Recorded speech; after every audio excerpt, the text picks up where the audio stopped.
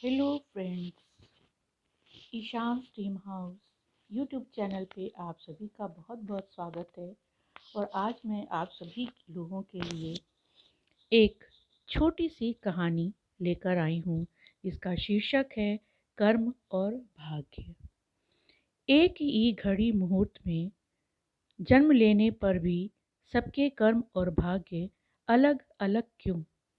एक बार एक राजा ने विद्वान ज्योतिषियों की सभा बुलाकर प्रश्न किया, मेरी जन्म पत्रिका के अनुसार मेरा राजा बनने का योग था।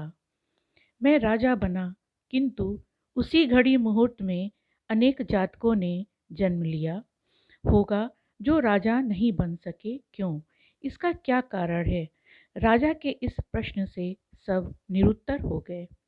अचानक एक वृद्ध खड़े हुए और बोले, महाराज, आपको यहाँ से कुछ दूर घने जंगल में एक महात्मा मिलेंगे, उनसे आपको उत्तर मिल जाएगा।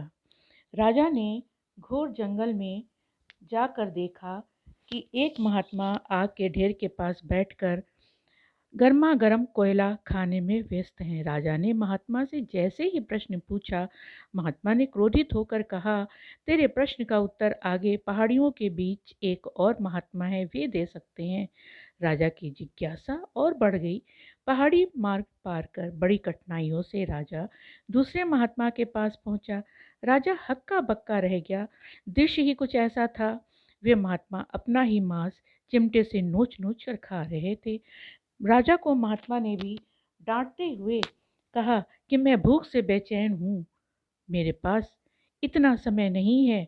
आगे आदिवासी गांव में एक बालक जन्म लेने वाला है जो कुछ देर तक ही जीवित रहेगा। वह बालक तेरे प्रश्न का उत्तर बखूबी दे सकता है।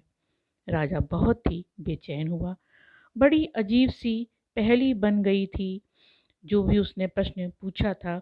उत्सुकतावश राजा पुनः कठिन मार्ग पार कर उस गांव में पहुंचा। गांव में उस दंपति के घर पहुंचकर सारी बात बताई। जैसे ही बच्चा पैदा हुआ, दंपति ने नाल सहित बालक राजा के सम्मुख उपस्थित किया। राजा को देखते ही बालक हंसते हुए बोलने लगा, राजन, मेरे पास भी समय नहीं है, किंतु अपना उत्तर सुन लो। तुम, मैं और दोनों महात्मा 7 जन्म पहले चारों भाई राजकुमार थे। एक बार शिकार खेलते खेलते हम 3 दिन तक भूखे प्यासे भटकते रहे। अचानक हमें 4 भाइयों को आटे की एक पोटली मिली। हमने उसकी 4 बाटी सेकी। अपनी अपनी बाटी लेकर खाने बैठे ही थे कि भूख प्यास से तड़पते हुए एक महात्मा यहाँ आ गए। अंगार खाने वाला भैया से उन्होंने कहा, बेटा, मैं 10 दिन से भूखा हूँ, अपनी बाटी में से मुझे भी कुछ दे दो, मुझ पर दया करो, जिससे मेरा भी जीवन बच जाए। इतना सुनते ही भैया गुस्से से भड़क उठे और बोले, तुम्हें दे दूंगा तो मैं क्या खाऊंगा? आग, चलो भागो यहाँ से। वे महात्मा फिर मांस खाने वाले भैया के निकट आए, उनसे भी अपनी बात कही, किंतु उन भैया ने भी महात्मा से गुस्से में आकर कहा, बड़ी मुश्किल से ये प्राप्त की है मैंने बाटी, तुम्हें दे दूंगा तो क्या मैं अपना मांस नोच कर खाऊंगा?